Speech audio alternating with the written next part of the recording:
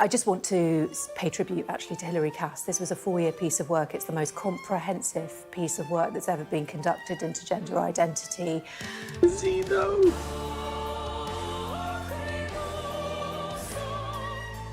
The vast majority of young people who go on to puberty blockers continue on to masculinizing or feminizing hormones. So it doesn't seem to be buying time to think. And what we don't know is if you need your surges of sex hormones to work out who you are, to work out your sexuality, and also to help with your brain development, and we arrest that, then have we somehow changed the trajectory for that young person? We just don't have the knowledge of what it's doing. So that's number one problem. So just to clarify, you're saying the evidence, what does the evidence show of people who've had puberty blockers in terms of their outcomes? So, I know it's not a strong evidence base, no, but what do you conclude from it? Well, the vast majority will go on to masculinizing or feminizing hormones. 98% in the UK study. So you're on a pathway? Yeah. So they're not buying time. Do they improve your... So you're not buying time to make a decision at a later point? No. I think, it appears that once you go on a puberty blocker pathway, you go on to a full medical transition. It's relatively rare that doesn't happen. But isn't that what people are wanting when they go into this? Well, but if you are, say, 12 or 13 when you go on to puberty blockers, that's a very early point to be clear about whether your ultimate endpoint is going to be a medical transition. Buying time to think, no evidence that it does. Helping you pass in adult life, well, potentially if you have them very early in this very narrow group, but most of the young people are presenting too late for that. Improving their gender dysphoria, their body image, no evidence for that. Improving their psychological well-being, weak positive findings in the original Dutch study, not replicated, and in fact in the UK study some people got worse. Ladies and gentlemen, it's been real. Unfortunately, despite the vast majority of scientific studies finding transgender surgeries have some of the highest satisfaction rates of any procedure known to science, despite every major medical organisation of any repute recommending transition for people experiencing gender dysphoria, and despite, well, all of us existing, we have been defeated by a piece of paper written by an old woman and adorned with creepy pictures of AI-generated children. Oh, look at that happy and very real child that agreed to be photographed for a document recommending all trans people under 25 walk into the ocean or live a life of unending horror. They're definitely real. I mean, sorry, she/he, because this report obviously proves no trans people exist. But these kids are definitely real. Just look at those hands. It's very real, and not a demon summoned for the specific purpose of dragging all trans people deep into Tartarus. Okay, no, now I've seen the fingers. No, I take it back. It's not human. Kill it. Kill it with fire. I am, of course, talking about the very unbiased and extremely scientific document known as the Cass Report. A document that purports to be an investigation into the efficacy of trans healthcare for under 18s, but that actually amounts to hundreds of pages of justification for the torture of trans people, denying them life-saving medical care until they're 25, and possibly older, according to the next steps they're apparently taking, based on a pseudo-scientific nonsense idea that your brain is only fully developed at 25, and therefore you can't possibly agree to be a filthy tranny like yours truly before that point, because your brain is full of holes, like some sort of sentient Swiss cheese. And everyone knows cheese can't be trans. On top of that, as if that wasn't enough, the author of this document, Dr. Hilary Cass, a woman who looks like the exact picture in your head you conjure when prompted to imagine a bigot, informed Kemi Badenoch, the Minister for Women and Equalities with all the empathy of a mosquito on cocaine, that the recommendations in the report would not be possible if conversion therapy for trans people was made illegal. So, in her own words, she's recommending conversion therapy, a recognised form of torture, as well as the denial of medical care that will, as anyone with the slightest ounce of empathy can imagine, cause the unalivings of many, many trans, well, I was going to say children, but I'm not about to adopt this new definition of child which says you're only an adult when you're 25, despite you, by then, being allowed to legally marry, drink, smoke, join the army and die in a foreign war and or murder brown people, drive a car, own a business, start a family, run for political office, but because obviously you're not mature enough, not transition. I don't know, seems bad. In fact, you can read all about how this whole your brain only matures at 25 myth is bunk in this Slate article I'll link below. Needless to say, it's nonsense, and seems to be a completely arbitrary number a whole bunch of people just went with, and then never questioned themselves about thereafter. And that's not even mentioning that she's been meeting in secret with Women's Declaration International, an organisation described by international human rights lawyer and academic Sandra Duffy as outrageously, indefensibly, intellectually dishonest, and seeks to eliminate all trans rights under the guise of large volumes of grandiose pseudo-legal language. Huh, that sounds familiar. Large volumes of pseudo-legal language used as an excuse to push for measures to eliminate all rights of trans people. I can see where Cass gets her ideas from. So, unfortunately, it is Jova. It's never been more over than it is now. The Labour Party and the Conservative Party are both on the record saying that they're going to implement the recommendations of the Cass report. So we're boned. Graham Linehan is even back in the spotlight, writing for major newspapers, insisting that he's been proven right, as are many other transphobic columnists. They're all celebrating. Even in my comment section, I have people insisting that my video about Graham's shitty book is now completely useless, because as cool YouTube commenter, who is definitely not Graham Linehan under an alt, the ex-vegetarian blogger 1688 says, "And it turns out Glinner was right. This video aged like milk in summer." But did it? And was he? Because unlike the people going around praising this report like Pick Me Gay, Briefcase Ghoul and Shadow Health Secretary Wes Streeting, and every member of the Tory party, every British columnist, Graham Linehan, the entire cast of Absolutely Fabulous, and for some reason leading LGBTQ charity Stonewall, I'm a scientist. Well, I'm whatever this is now. But I've published several scientific papers, I have a PhD, and most importantly, I'm well versed in what we in the scientific community call peer review. And if I may be so bold, if you've done what Hilary Cass did in this report, and threw away 98% of the studies on trans issues because they followed good ethical practice and therefore weren't double-blind in a case where that is, again, an unethical way to carry out these studies, then it doesn't matter how many hundreds of pages your report is, or how many politicians and media mouthpieces big up your piece of shit report. That would not pass peer review. That would be like me trying to convince you that surgery is unethical and should be banned, because I didn't also not give surgery to people dying on a hospital table to test against and just let them perish. For the good of science, of course. Here come the test results. You are a horrible person. That's what it says. A horrible person. We weren't even testing for that. Speaking of ethical concerns, a lot of the backlash to the gender clinic system from transphobes in light of this ridiculous novel-length temper tantrum masquerading as a scientific document has been raged that gender clinics refuse to give over patient data, something that is, 1, unethical, and 2, illegal. If anything, the people that collaborated with Cass should be investigated for giving this data over. In any case, if I were a staff member at one of the gender clinics and I, for some reason, thought giving over confidential patient data was something cool and normal, I still wouldn't have given my data over to Hilary Cass, because of her very public and very worrying history. So, to fill you all in, I'm going to ask the question a lot of us were asking when this giant turd first dropped into all of our news feeds. Who the hell is Hilary Cass, anyway? And why does she have the authority to decide whether trans kids live or die? The answer may surprise you.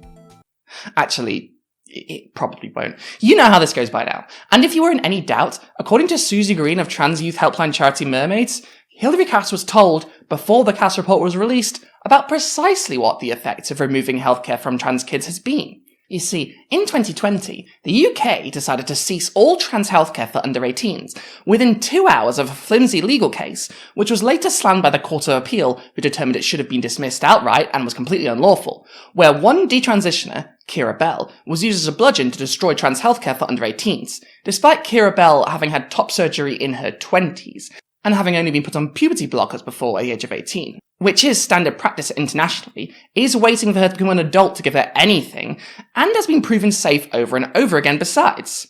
But that's not enough for people who just hate trans people implicitly. So, no trans kids could receive healthcare, and young people stuck in what was once a purgatory-length waiting list were now in limbo, with no way out. Well, many of them aren't with us today, because of this cruel decision. Hilary Cass was told about this before the Cass report was released. NHS England was informed. Everyone involved in producing the Cass report had access to this information, and they decided, instead of considering the effects their shoddy work might have, throw out the vast majority of evidence, work with anti-trans hate groups, and encourage more people to give up completely. Not on transitioning, as they might hope, but on living. So, yeah, that's not ideal. So why would she do this?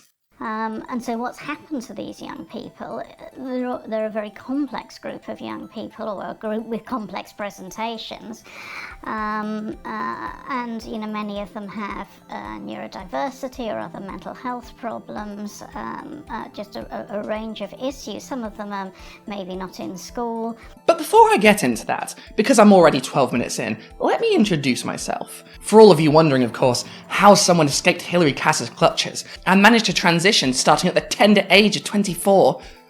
I was just a child. My brain completely unformed, unable to consent to something I'd been begging for literal years and wanted all my life. Well, I'm glad you asked. I'm Brigitte Empire, science and culture correspondent for the Daily Telegraph, and thank God I am, because we will not be giving the Cass report the arse-kissing every other British newspaper is giving, because I'm the one with a science PhD in this office. Dan here only ever studied theology, and that was back when we still kept the old gods, so all he can do is tell you what kind of animals Zeus liked to turn into to get his rocks off, and he still hasn't gotten over Christianization, so to be a good friend to this unholy demon I call my colleague, I'm covering this bollocks. Also, I'm the science reporter.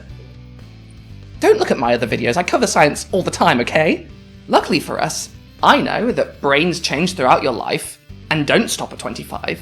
I know that throwing out 98% of evidence for anything is bad practice, and torturing children is, in fact, bad actually. Jesus. You wouldn't think that would need spelling out, would you? Anyway, back to the topic at hand. Dr. Hilary Cass, OBE, which stands for Officer of the Order of the British Empire, so you know she's normal, is a doctor of paediatric disability, so someone completely unqualified to make this judgment on trans issues, although I'm an anatomist and paleontologist, so kids in glass houses shouldn't throw stones and all that. Anyway, while British people might know her now as the woman that wrote a multi-100-page document arguing that trans people should shut up and fuck off to conversion therapy, that all our major parties are now cheering on, she's more well known in the United States of America for working with known far-right groups, and with Rizzler's Donald Trump impersonator / literal Guantanamo Bay torturer, Meatball Ron DeSantis. I'm not going to call him Ron the Sanctimonious. Trump was cooking with Meatball Ron. He should have stuck to it. In fact, this humble Florida man might be one of our best bets for understanding Hilary Cass, because Cass didn't just meet with the DeSantis team, she helped them produce the Florida Medicaid report on the medical treatment of gender dysphoria, which DeSantis used to justify a complete ban on treatment for trans people on Medicaid in the state of Florida, something subsequent medical and legal experts from several top American universities described as low quality, demonstrating a faulty understanding of statistics, medical regulation, and scientific research, erroneously dismisses solid medical research, urges a discriminatory policy that violates federal and state constitutions and law, and falsely claims that the scientific evidence does not support medical treatment for gender dysphoria, despite it being supported by a robust scientific consensus, after decades of use, meeting generally accepted medical standards, and not being experimental. That's quite a mouthful, but it's important you get the context here. If I'm going to translate this from science talk into real talk, they're, how we say in the scientific community, big mad. Okay, so to back up, This is not about the Cass report. This is about the report in Florida that she helped with. So, dismissing the majority of evidence to throw out anything that's not anti-trans, twisting and misunderstanding anything that doesn't fit a narrative, and pushing for outright discrimination in the name of hate-fueled pseudoscience. Sound familiar? Any of that could have also been written about the Cass report. In fact, these are many of the same criticisms that have been levelled at the Cass report in the week or so since it has been released. So, given that this all took place in July 2022, 2 years ago, there is absolutely no way these facts weren't known and scrutinised before the Cass report was finalised. Anyone could have stopped this at any time. The government and NHS England knew about her past for 2 years at least, knew about the reports, and sought to emulate them on the other side of the pond. This makes things fit together quite neatly, especially considering Cass's meeting with anti-trans hate groups, her following a ton of anti-trans accounts and more anti-trans hate groups on Twitter, and advising the already virulently transphobic Kemi Badenoch to make damn sure to recommend conversion therapy for trans people based on her work. And it wasn't just DeSantis and the ghouls in the Republican Party Cass was working with on this, as you might guess, if you know anything about DeSantis' links to the larger far-right in the United States, and the multitude of hate groups that work with him and his ilk. Luckily for us, independent journalist Erin Reed links these two reports together nicely. On Tuesday evening, Dr. Hilary Cass released a final report commissioned by the NHS, widely expected to target gender-affirming care. The report met these expectations, calling for restrictions on gender-affirming care and social transition, and even advocated for blocking transgender adults under the age of 25 from entering adult care. To justify these recommendations, the review dismissed over 100 studies on the efficacy of transgender care as not suitably high quality, applying standards that are unattainable and not required of most other paediatric medicine. Conducted in a manner similar to the anti-trans review by the DeSantis handpicked Board of Medicine in Florida, which Cass reportedly collaborated on. The report and its reviews are likely to underpin further crackdowns on trans care globally. The 388-page report featured 32 recommendations on how transgender care should be conducted within NHS England. It incorrectly claims that there is no good evidence supporting transgender care. The report endorses the idea that being transgender may be caused by anxiety, depression, and OCD issues, despite the American Psychological Association, the largest psychological association in the world, rebutting this as lacking evidence. It also claims that transgender individuals can be influenced into being trans, a nod to the discredited theory of social contagion and rapid onset gender dysphoria, rejected by over 60 mental health organisations. To support these recommendations, the report was released alongside reviews of the evidence surrounding transgender care, using these reviews to assert that there is no good evidence for gender-affirming care. A closer inspection of the reviews released alongside the Cass report reveals that 101 out of 103 studies on gender-affirming care were dismissed for not being of sufficiently high quality, based on the Newcastle Ottawa scale, a subjective scale criticised for its flaws and potential unreliability due to high risk of bias.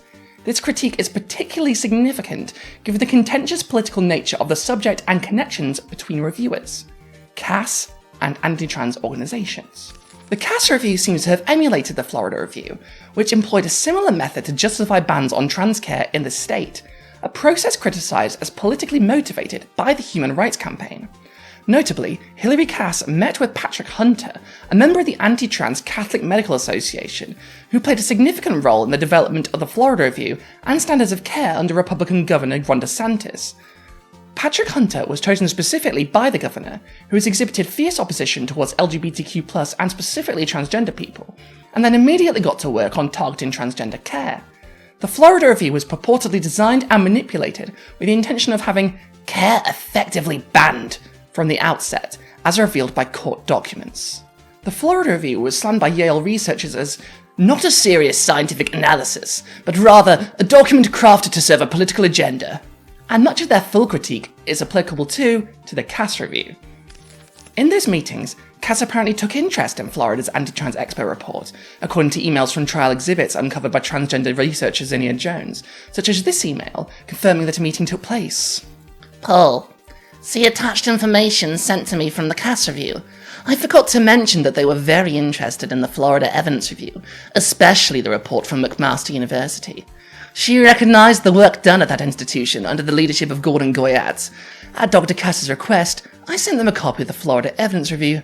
Notably, Patrick Hunter has been identified as a part of a network of anti-trans experts who seek to roll back gains for queer and trans rights by the Southern Poverty Law Center, and both the Florida Review and the Cass Review serve those functions. Immediately after the release of the Cass Review, experts in transgender healthcare from around the world voiced their opposition to its findings. Dr. Portia Predney, Vice President of the Australian Professional Association for Trans Health, criticised the findings and recommendations as at odds with current evidence base, expert consensus, and the majority of clinical guidelines worldwide. Similarly, a statement from the Professional Association for Transgender Health, Aotearoa, condemned the review, noting, "The review commissioned several systematic reviews into gender-affirming care by the University of York, but appears to have ignored a significant number of studies demonstrating the benefits of gender-affirming care. In one review, 101 out of 103 studies were dismissed." It is important to note that gender-affirming care saves lives, and there is plenty of evidence to show for it.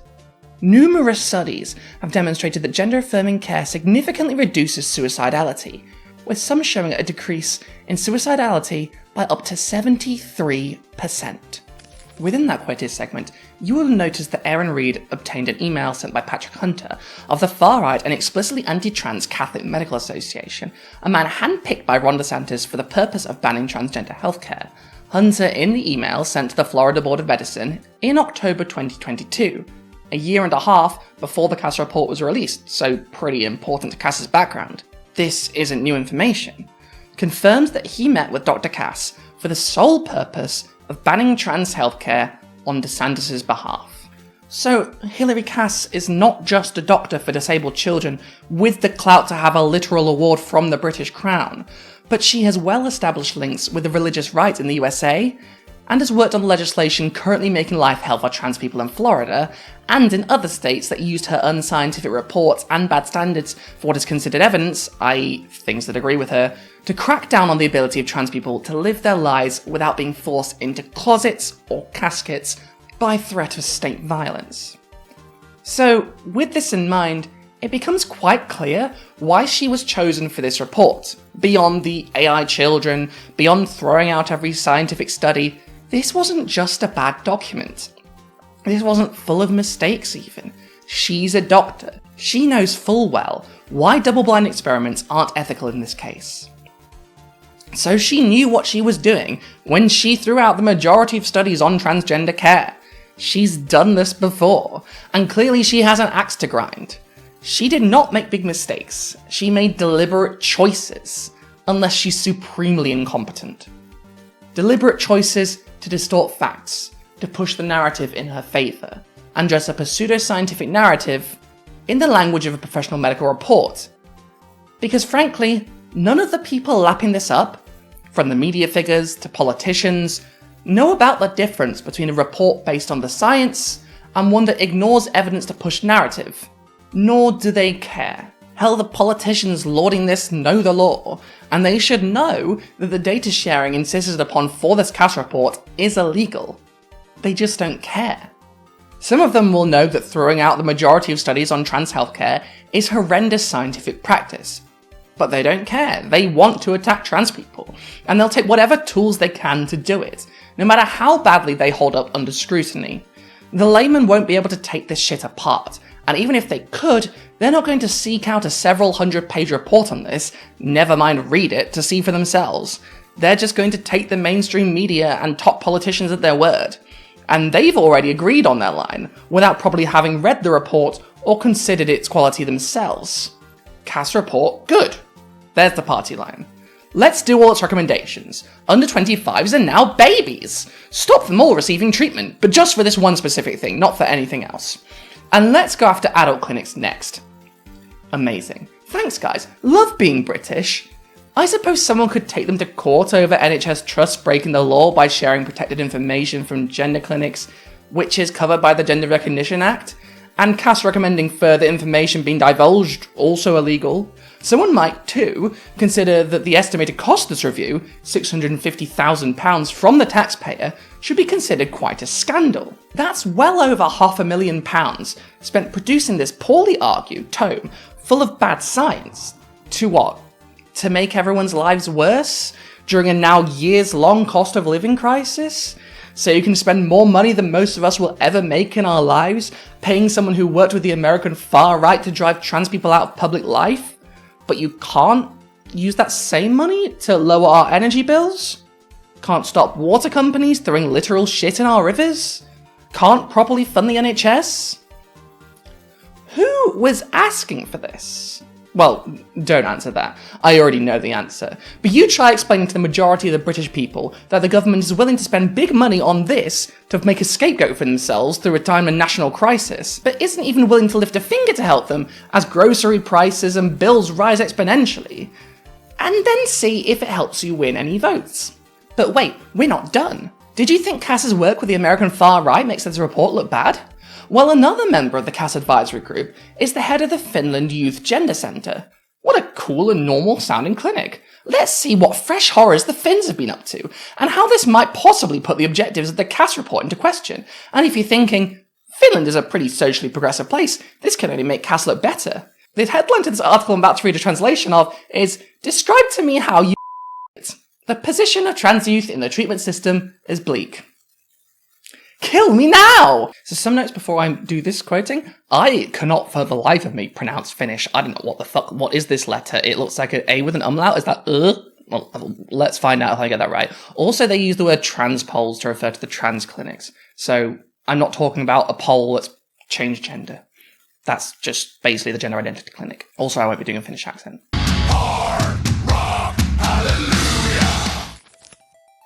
Several parents told Keraja that trans polls used to make false entries in medical records, entries that contradicted the facts.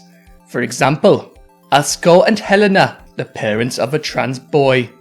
Asko and Helena say that when they dealt with the trans polyclinic, the child's story about how he had told them he was a trans boy when he was under the school age was recorded in the medical records as if the mother had told the child that he was transgender. In reality, Helena had said at the time that it is also acceptable to be a tomboyish girl. Your mother was your age too. Helena's comment had been used as a basis when the child's gender had been questioned, offering her the possibility that Hilary, like her mother, was just a boyish girl. But the previous entry regarding childhood was not corrected in the medical record. According to the staff, the matter could no longer be fixed. Miller's mother, on the other hand, tells how her request to continue the diagnostic process alongside the recommended therapy was recorded in Miller's patient records as mother opposes therapy. In some cases, the operation of the trans polyclinic has also included some very drastic measures, such as the preparation of child protection and criminal reports.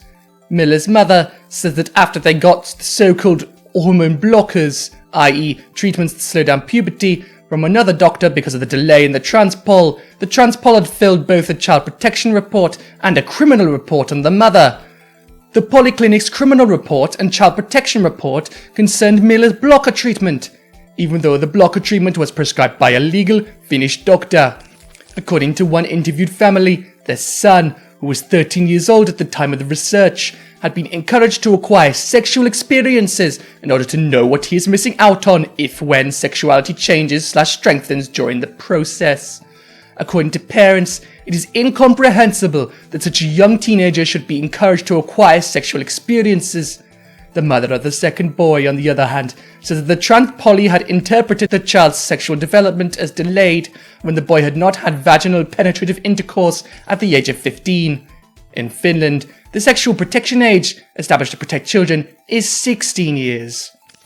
The children have also been asked by the transpol staff to describe in detail how their naked bodies look in the mirror, as well as to tell them what kind of sensations each part of their naked body evokes in them. In addition to this, the children have been subjected to, among other things, unnecessary gynecological tests. We don't want to believe that the Poly's employees are inherently somewhat malicious, but the operating culture and the entire research process is currently completely unethical and inhumane. The child's experience of its gender is stable and strong, but what the child, or we told it, didn't matter. And even experiences like these are seen by people like Cass, like Rowling, like Sunak and his cabinet, as too lenient. It's not enough to be dehumanized, humiliated, and even abused for years to rule out every single possible option. No, even that is too kind. Even this, which is sadly not unlike stories I've heard out the UK. In the UK, you'd need to get past a waiting list that can be over a decade long to even start these horrors. Even this is referred to over and over again by mainstream news figures and politicians as fast-tracking. Words should mean things. Instead, an outright ban. Amazing, fantastic. And so one of the figures behind this incredibly abusive system is on the CAS advisory panel. Clearly not a friend to trans people. And in fact, this approach proves just how ridiculous the moral panic over kids transitioning is. It takes years to even be considered for puberty blockers. You are poked, prodded, humiliated, forced to tears to prove beyond a shadow of a doubt there is absolutely nothing else that could possibly be wrong with you. And by the time you've done that, you've probably gone through the wrong puberty anyway, and you have to start all over again in the multi-year wait for adult services. At least until CAS's recommendations are acted on, and that gets shut down too, leaving you with very few options indeed. You could go private, but apparently they're also considering punishing people for going private, so even the avenues that only rich people can afford are being shut off. All we want is to live.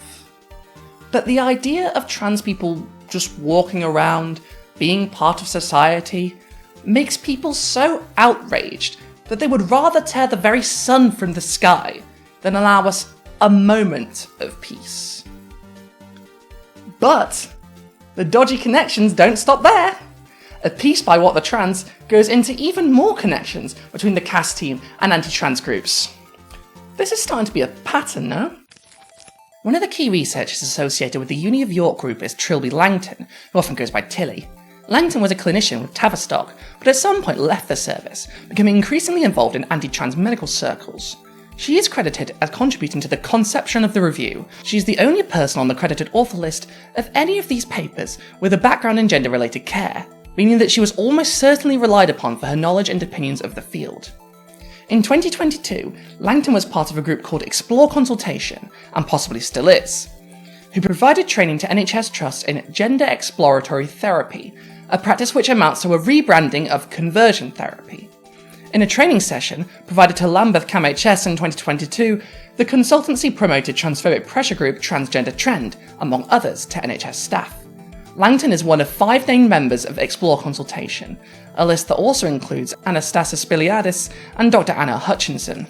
Spiliadis coined the term gender exploratory therapy in 2019. He's a board member of the Anti-Trans Society for Evidence-Based Gender Medicine and has links to anti-trans organisation GenSpect, as does Dr. Hutchinson, who was a speaker at this year's first Do No Harm conference, organised by the Transphobic Clinical Advisory Group on Sex and Gender.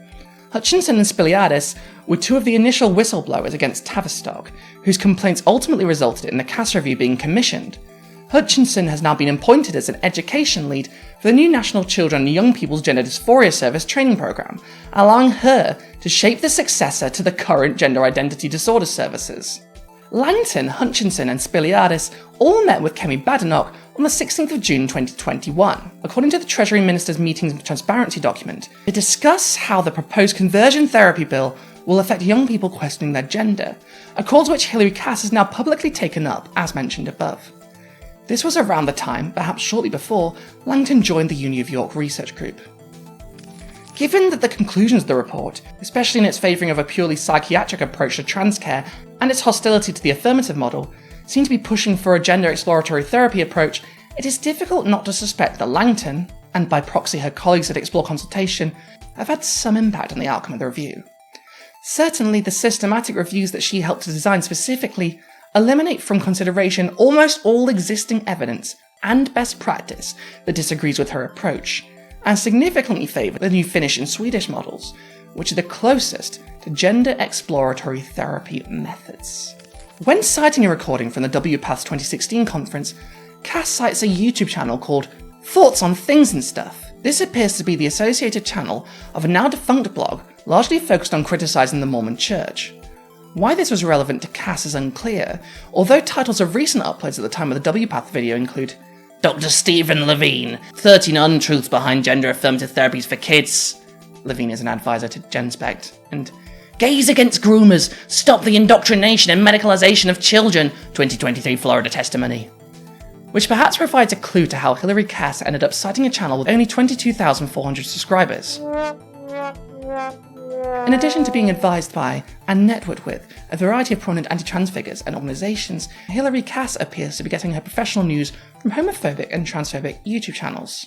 So clearly, Hilary Cass is not objective on this issue, and neither is pretty much anyone working with her on this. The connections to hate groups, particularly anti-trans groups, are easy to find and prolific. This is not a one-time oopsie, or as Rowling would have said, a middle-aged moment.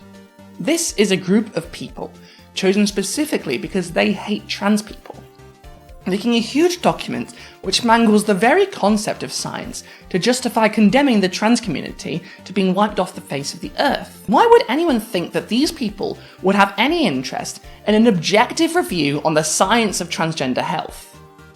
You simply wouldn't. So is it any surprise that their science is so bad? That the Cass report is full of gender essentialism, bigotry, and refuses to accept any evidence that doesn't de facto agree with their pre-established conclusions? For these people, the double-blind excuse is just a means to an end. It's the transphobes' equivalent of getting Al Capone on tax evasion. Now, you might be thinking, if you came here taking Cass's side, Brigitte Empire, poor baby who was tricked by the trans lobby into transitioning at the tiny baby age of 24, why have you spent so long talking about the connections between Cass and dodgy people on the far right, and personal experiences of those in her orbit, rather than getting into the nitty-gritty of the science? And that's because, frankly, it's important to see the people in these decisions. Not statistics, not numbers that go up and down with different policy decisions, people. You can't do a ban on life-saving medical treatment for youth and not expect me to focus on the lives, the faces, the people, the children that you are condemning to be put in the ground because you found the idea of sharing a public space with a woman who's a little taller than you icky. And beyond that, what's there to say? Almost all of her claims are complete nonsense that fall apart with the slightest scrutiny. There's a whole section where she makes the case for height being a determining factor for gender, with anyone 5'7" being apparently ambiguous, making Rishi Sunak our first non-binary prime minister.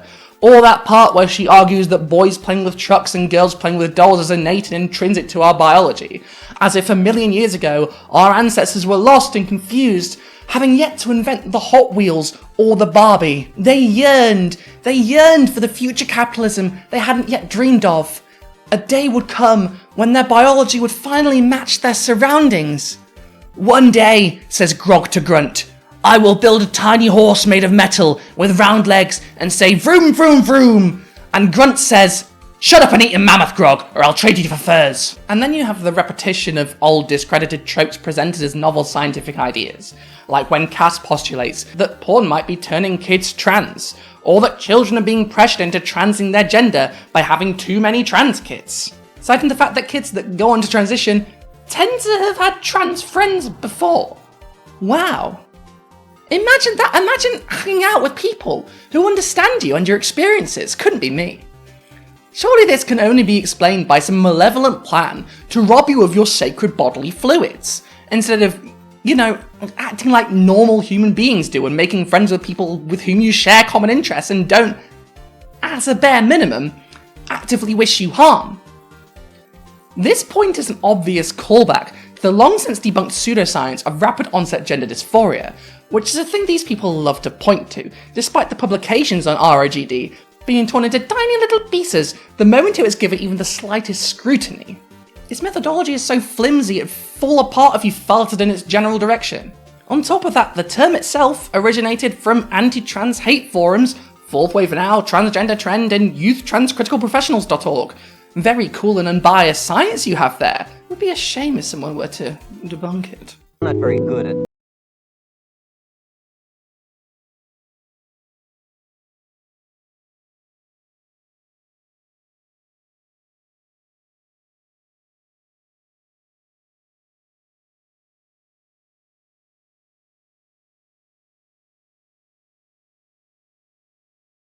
new type of gender dysphoria that's caused entirely by those woke kids and their damn phones. Littman, 2017, in PLOS ONE, a paper that has now been significantly altered after much criticism, relied entirely on testimonies from parents, not from trans people themselves or medical professionals. So that whole rapid part can't possibly be trusted, since we're not talking about the patients themselves, who are the only people who'd be able to speak to this. In addition, these parents are also giving estimates of how many of their kids' friends became gender dysphoric as a part of this new and scary social contagion too, which is even more of a stretch. Zinnia Jones did detailed breakdowns of this study that are excellent and that I've stuck in my sources section in the description. Julia Serrano, fellow trans woman biologist and author of the seminal trans text Whipping Girl, compares the rise of trans youth, as many have before or since because it fits, to the rise in left-handedness throughout the 20th century, as left-handedness became less stigmatised and people didn't have to force themselves into passing as right-handed anymore. Much like that phenomenon, now that trans people are a more well-understood phenomenon and transness is more accepted in the general population, it's much easier for someone to be able to understand that they're a trans person early in life than it used to be, and they're going to feel much safer coming out now than they did, say, 50 years ago.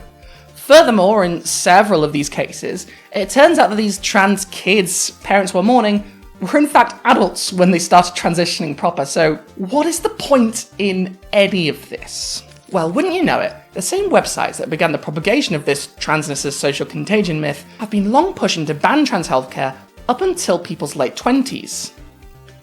Doesn't that sound awfully familiar? In fact, this paper is so horrifically unscientific that PLOS ONE had to issue a formal apology and substantially change the paper to maintain a sliver of their reputation as a journal of any degree of scientific rigour.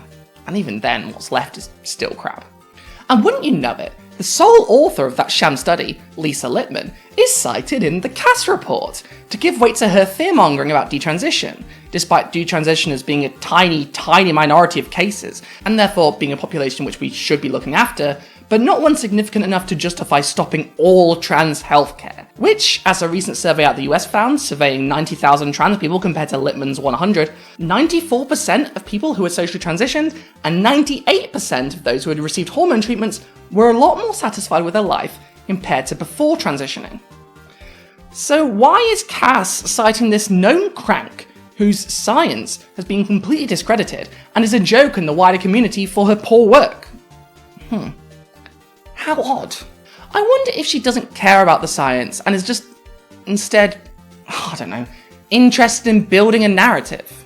But if she were to do that, then she'd have to, I don't know, she'd have to really fudge the numbers. She'd have to discard the vast majority of evidence showing how stunningly effective trans healthcare is, with some bullshit excuse like, say, I don't know, that those papers were double-blind studies, despite double-blind tests for hormone treatments being... Hold on, let me just check my notes. Highly unethical and recognised bad practice. What more is there to say once you've made clear she chucked out the majority of studies based on false pretenses? Do you really then have to look at what's left as if it's a valid sample? As a scientist, if I saw that in a paper I was reviewing, I'd tell the journal to reject it, throw it out and start again. You failed to consider all of the relevant research on the topic. If I wrote a paper claiming I'd discovered dinosaurs for the first time, you would quite rightly let me know, hey, no you didn't. We know about dinosaurs. We've known about them for over a century. And I would say back to you, well, were those studies double-blind? To which you would presumably say, no, of course not. How would that even work? Do you just...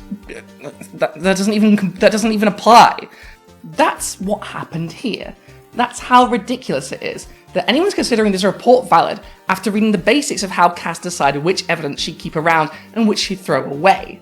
So, if you want to go around saying that the Cass report proved anything, not even anything of value, literally anything at all, you have to concede that I have invented dinosaurs. Go on, I'll wait. Show me your tweets. I want to see the Daily Mail article where you credit me. Dinosaur Queen. You needn't trust just me on this, by the way. You could refer to this paper by the International Journal of Transgender Health, which goes in depth on just how bad the so-called science of the Cass report is. It highlights how the Cass report misunderstands basic facets of this field of study, how it misgenders its subjects constantly, actively excludes anyone with lived experience in gender services, has inconsistent standards for evidence, pathologizes trans people, is littered with outright prejudice, and ultimately itself is an example of cis supremacy, which is not a term people in the scientific community use lightly. Or you could read this excellent, well-cited and thorough argument on why the Cass report should be entirely thrown out by What the Trans and Dr. Cora Sargent, of which I'm going to read, for the science heads in the audience, the section on poor quality evidence. Remember, I invented dinosaurs. Me. I am your god now. Replace me in Jurassic Park. Alan Grant, fuck him. Fuck him. Malcolm, he can stay as long as he keeps his shirt off. Me. I'm the dinosaur person. Jurassic Park, hire me for your movies. Sorry, Steve Brigitte. We're mutuals on Twitter, but I'm sorry I invented dinosaurs now, man. I'm going to have to be the science consultant. Just dinosaurs. Despite the incredibly strict requirements for existing research to be considered in the systematic reviews, the final report trades freely in citations of poor quality or/and politically motivated work, and even incorrectly cites literature in order to support their desired outcome. The report repeatedly cites Ken Zucker to support its assertions about the number of people who regret transition. Zucker is widely known for his heavily criticised claim that 80% of young people desist from being trans, as well as his use of practices like conversion therapy. They back this up with Thomas Steensma's study on factors associated with desistance and persistence. Steensma has clarified publicly that the study should not be used to calculate rates of persistence or desistance, as its research design, aimed at studying characteristics of persisting trans patients, risks inflating the number of desisters. The Cass report uses it to do just this several times. Other citations Cass relies on around desistance and detransition are also suspect. The report relies on work by Lisa Littman, best known for her widely discredited theory of rapid onset gender dysphoria, to provide information about detransition, which they support with a 2022 study by Eva van der Busche, which sourced its participants from r/dtrans, a highly politicized Reddit forum in which only 44% of users are actually detransitioned, private Facebook groups, and a detransition forum called Post-Trans. Given that these spaces typically attract the most militantly political and frequently transphobic desisters and detransitioners, this is hardly a representative study. The Uni of York research also makes questionable interpretations of some of the studies that are included in their systematic reviews. Among other examples, the reviewers neglect to mention that a study by Turbin et al. 2021 adjusted for experiences of transphobic bullying in school, when comparing outcomes for those socially transitioning as children and as adults, and found no difference. The York review only notes the unadjusted result, in which those who transitioned as children had worse outcomes. They then use this misinterpretation to suggest that there is inconsistent evidence of the benefits of social transition, which is the assertion that many of Cass's policy recommendations rest on. Notably underrepresented in the report are trans people ourselves. The main qualitative study of service users by the Uni of York team consulted just 32 trans people, 14 current GIDS service users, and 18 young adults who had previously accessed NHS Youth Gender Services. 4 of the current service users had accessed any endocrine care. 32 interviews, each 60 to 90 minutes, is not a great quantity of data for the scale of a national service, but can nevertheless be informative if analysed and presented carefully. The report does not do this. Participants are only referred to abstractly, some young people said, and there is no effort to provide information about who made which comments, e.g. whether a comment was from someone who had experienced endocrine treatment, whether a comment was from a participant who had detransitioned, or to correlate sentiments across participants, or to provide any indication of the frequency of a given viewpoint or sentiment. This makes the qualitative data indistinguishable from simple anecdotal evidence. It is impossible to tell from the way this research is used in the body of the report to what degree Cass is cherry-picking quotes that support the conclusions she has reached, or if the findings she presents in any way reflect the views expressed by the limited pool of participants. This cannot be checked by comparing to the original research paper, because it has not been published, despite the study protocol on the Cass Review's website stating that there would be an academic paper. Carl Atkin, the chief investigator for this specific piece of research, appears to have no published papers even remotely related. It seems highly likely that the reason that this research does not appear to be published in a journal, as the systematic reviews are, is that it comes nowhere near to achieving publishable quality in supporting the conclusions Cass uses it to evidence. These highly selective, inconsistent research practices suggest an approach to the literature motivated by finding any way to support conclusions that the Cass review had already decided on, rather than the balanced independent review that was supposed to take place. Given the statements Hilary Cass has made since the publication of the report, such as publicly expressing concern that a conversion therapy ban would make it hard for clinicians to do their job, it seems incredibly likely that this report was constructed, from its methodology to its citations, to act as legitimation for anti-trans sentiment and practices in healthcare. So, the science is not there. This is pseudoscience. This would get absolutely thrown out by objective analysis. But that's not what this report is for. This report, like many of its kind made before, exists to justify the actions the government is already planning to take. Now, when either of the big two parties in the UK, whichever one is in power, decides it's going to rain hellfire and brimstone down on trans people to distract from the material conditions of the everyday voter, deteriorating until Britain is just a series of potholes you have to work your way through to get to the big Tesco where you have to trade your firstborn son for a tin of baked beans, they can point to the Cass report and say, this is why we're doing this. This report, which is definitely objective and definitely scientific and nothing to do with us. The report says it's necessary. And people will believe them, because they haven't read it. And why would they? It's long as fuck, incredibly boring, and looks like one of those "so you have cancer" leaflets you read when your doctor is 3 hours late for your appointment and your phone has died and you need the reading material. But the fact is, it's top to bottom crap. The people working on it are committed transphobes, its scientific credibility is zero, and anyone who takes the time to examine it will come to the same conclusion. But that's not going to stop people using it to justify attacking us. This is a tool they have been happy to use to go to everyone and their mother and say, see, we were right about those filthy trannies, and that's going to continue. So we need to be prepared, and we need to be careful to look at who is critically looking at this stuff, and realising what nonsense it is, and who is taking it at face value so that they can finally feel justified telling us to get in the bin without worrying about looking old-fashioned. The fact is that the Cass report is the latest in a series of reports commissioned by the current British government to justify the horrible things they were already planning. In this sense, the Cass report is to trans people what the Sewell report was to ethnic minorities in the UK. In the wake of the Black Lives Matter movement, the government put together a commission to look into racial inequality in Britain. Today, they released their findings, claiming that far from having a problem, the UK is a world leader when it comes to eradicating racism. The Sewell report exists to justify the UK's stance on systemic racism, which is, of course, rife throughout the country, as explained in exhaustive detail by previous reports, such as the Lammy report. Government documents, no less.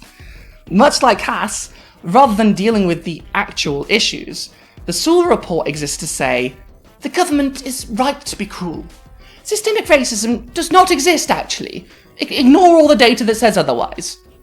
And just like Cass, despite the way the government tried to weaponise the Sewell report to pretend that there is no racism in the UK, the review was quickly bombarded with criticism, revealed instantly as incredibly shoddy work, dripping with bias. The good news, then, is that, like the Sewell report before it, the criticism of this joke of a report has been so widespread and so overwhelming that despite every transphobe in the country immediately running a victory lap and hounding people to admit that Graham Linehan was right all along, the result seems to have been not so much a smoking gun, but a smoking whimper? I think I lost the metaphor somewhere there. Anyway, the backlash has been immense. An open letter by the Feminist Gender Equality Network condemning the Cass report as dangerous and potentially harmful to trans children with unsound methodology, unacceptable bias, has been signed by over 250 academics in just a couple of days. Therapists against conversion therapy and transphobia described the report as having an eliminationist agenda dressed up in the language of reasonableness. Even people who were involved in the review, as Gemma Stone writes for Novara Media, have expressed dismay at how it was conducted. The chair of one of the organisations consulted by the Cass team wrote on Twitter that, After 3 discussions, it was obvious that the review had been written before we started. Hilary Cass totally discounted evidence from trans people from the basis of knowledge of lived experience. And that's without the now widespread acknowledgements of Cass dismissing evidence as low quality. Despite academics like Dr. Jack Lopez, a medical anthropologist based in Bradford, responding to this revelation that he would have failed the Cass report as an undergraduate submission. Directly quoting Gemma Stone here, because this is just a beautiful piece of writing. The Cass review was hyped as the nail in the coffin for a lawless cult of child mutilators. After all that, what we got was a 400-page GCSE sociology essay that ignored decades of research in favour of pure vibes. How embarrassing. And I couldn't have said it better myself. On top of this, Cass herself has backed down on some of her positions in the days since the report's been completely demolished by researchers and journalists, although the British press don't seem to want to cover this at all. If you just read British papers, you'd see the Times publishing this interview with Dr. Cass, where she calls all of her critics bullies, doesn't understand why throwing out all the research on trans people for bollocks reasons was wrong, whinges about being called a TERF, and gets really sad about how gender clinics were not particularly friendly when asked to share their data, which is illegal.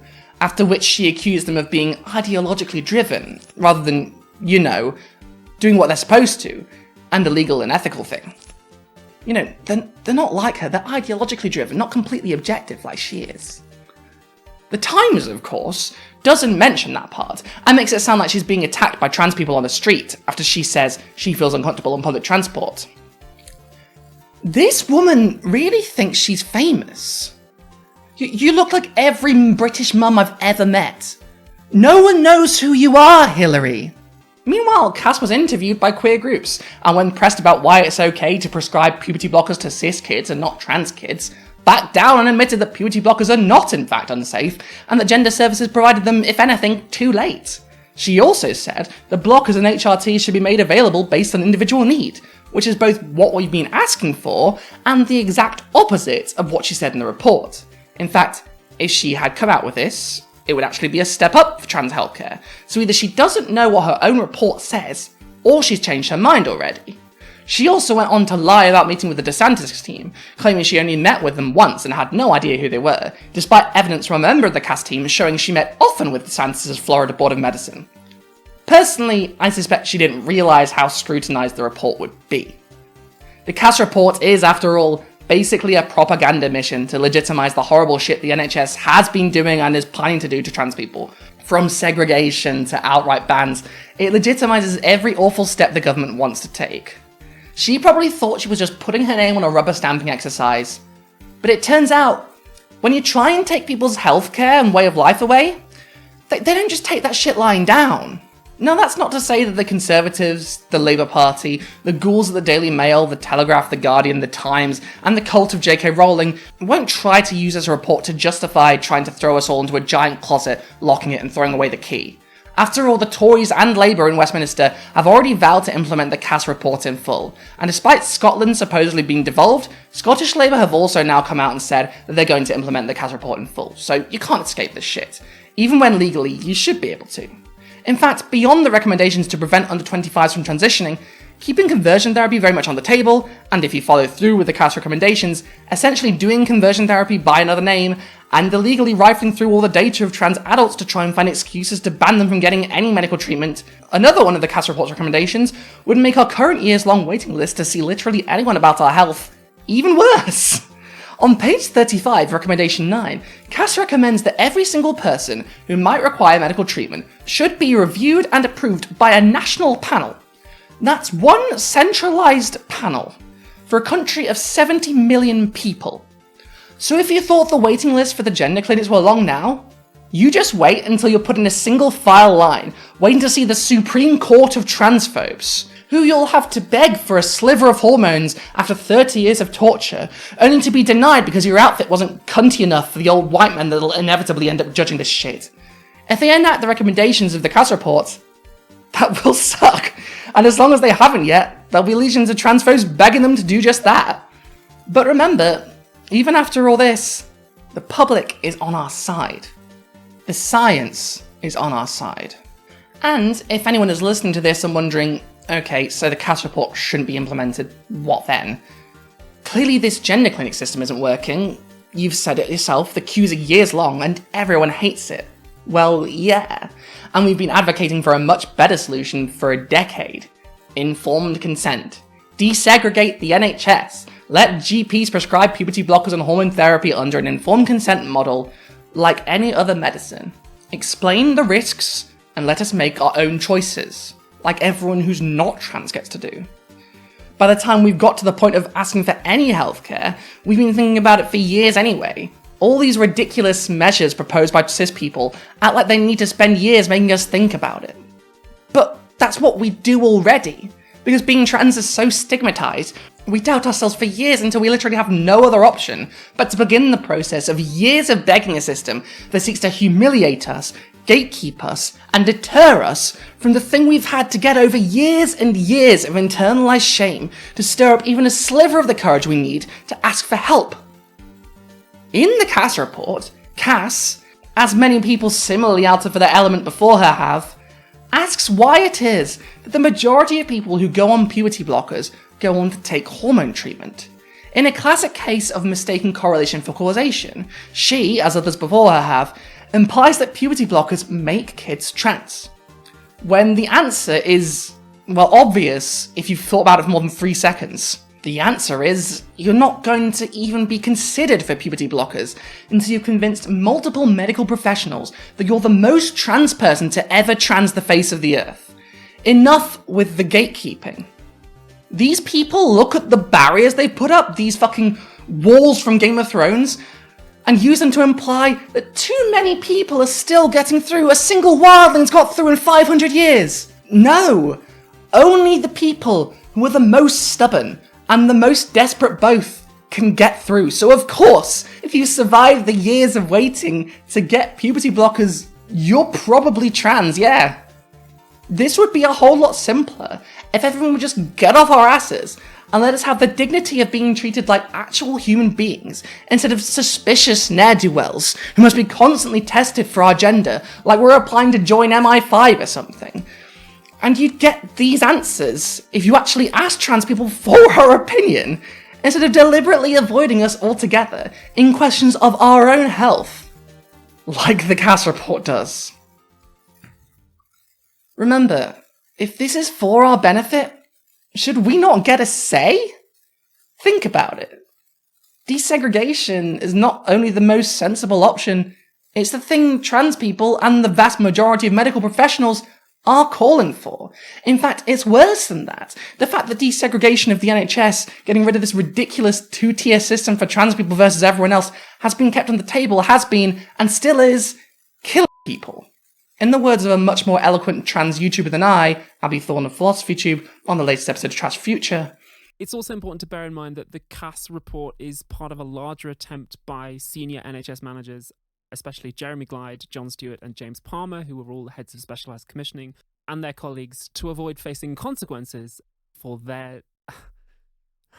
Sorry, this is difficult to talk about because it's emotional. The NHS has been told to desegregate since at least 2013. In particular, in 2018, patients demanded desegregation in a consultation that came to the desk of Mr. Jeremy Glyde. Jeremy Glyde refused to desegregate the system, and I have to be careful what I say legally. Since then, at least 5 people have died on the waiting list. At least 2 of them have been children. It is my opinion that NHS senior managers do not want to talk about desegregation, because if they did, they would have to acknowledge the fact that they were told to do it years ago, and if they had done it years ago, there are at least 5 people who would still be here. And that's the current system. Under the recommendations of Cass, these problems will get even worse. That's if they can even be implemented. Some of the recommendations, such as a ban on social transition without clinical oversight, are literally unenforceable. Where does social transition start and end? Are you going to need a doctor's oversight to get a haircut? To wear trousers? How will the medical establishment prevent you from asking your friends to call you a different name? This alone should let everyone reading it know that this report, and everyone who signed off on it, is completely unserious. This report exists to further punish trans people for the crime of being trans, to leave us with no option to live our lives in peace and dignity. No options for transition. Not through hormones, not even through simple name changes or changes of clothes. Complete and total bans on the freedom to present in any way which does not conform to the expectations of society. An end to hope. An end to happiness. To force us into a stark choice. The closet or the casket. The Cass report, with everything it entails, only a sliver of which I've had the time to talk about here, took 4 whole years to make.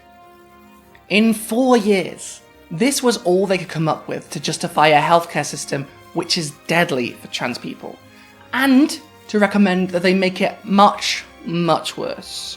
The recommendations in the report amount to conversion therapy, banning healthcare for people into their mid-20s, and making room for attacks on Gillick competence, the idea that teenagers can advocate for their own medical decisions. People love to attack the trans community for trusting kids to consider that they might want to pause their puberty, despite the fact that all that does is give them time to make a decision later down the road, when they're older, about taking hormone therapy, which even the Cass report acknowledges the vast majority of people who take puberty blockers end up doing. This is a fundamental building block of a society that isn't unjustly cruel. Attacks on Gillick will not end in attacks on trans kids. They will, and have been used, from the USA to Italy, and this is starting in the UK too, to attack the right to abortion and access to birth control. They will not stop at trans kids. Unfortunately, this report is ridiculously long, and if I were to cover every single thing contained within it, it would take years. So I've done what I can, and I'll leave you with this. The contraceptive pill is hormone therapy. And they're coming for that too. It's the same principle. Remember, if you're arguing for people under 25 to be unable to advocate for their own medical decisions, those same principles are going to be used to deny people under 25 the right to an abortion. They're going to be used to deny them access to contraception. This is not just about us. Remember, trans people do not exist in a vacuum. We are part of large society, and attacks on our rights have consequences far beyond us. You too will be harmed if the recommendations of the Cass report, as both major parties in the UK are advocating for, are implemented in full. But most importantly, remember that if we have to accept Hilary Cass's terrible standard for what constitutes science, that means that I invented dinosaurs. Me. Fuck Richard Owen. He ain't shit. It was me. I did it. Put in the newspaper that I did it. And hopefully, by the time you have, the papers and the public will have caught wind of the rising tide of criticism of this report, and finally stop acting like just because a novel-length treatise on why all the transes are stinky perverts came out, and every politician in England simultaneously busted a nut, that Graham Linehan of all people ever had a point. Until that day comes, I am the dinosaur queen. All shall love me and despair. Come to me, my feathery sharp-toothed hordes. Bring me your Triceratops, your Hadrosaurus, your Diplodocus. I shall give them a kingdom worthy of their grandeur. Me, the queen of all dinosaurs. Come to me and I will personally save you from the meteor, because I made you, according to Hilary Cass, the foremost scientist in Great Britain. Kneel before me! And thank you, my reptilian subjects, for watching.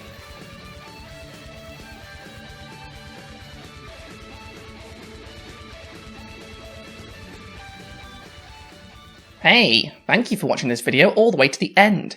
If you liked this video, and you wish to be turned into a dinosaur at the whim of my almighty reptilian mandate, why not like this video, leave a comment, subscribe, and tell your friends about it. Then I might consider you for my monstrous army, my horde. I am, unfortunately, quite poor right now, so if I it's the dinosaurs, they're making me swallow my words. So, if you have a few coins burning a hole in your pocket, and you hate to see your queen down on her luck, why not help me get out of a massive, horrifying overdraft and send me some money? Yes! Offer me your heavenly tribute. The more The more you give, the larger our army grows. Soon the whole world will be dinosaurs.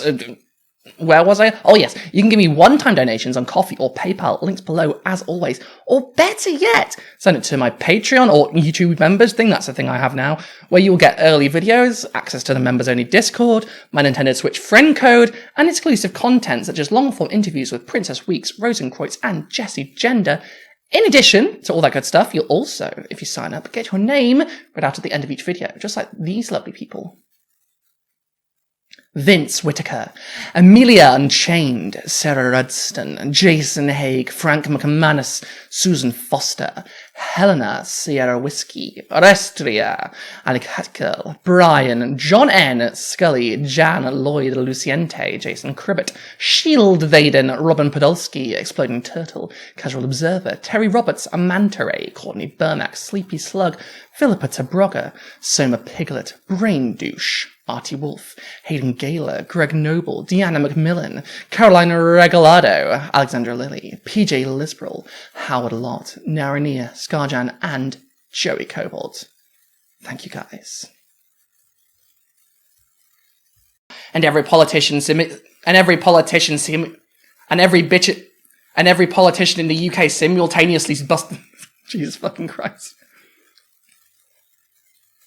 And every politician in England simultaneously busted a nut. And Graham Linehan, of all people. Jesus Christ.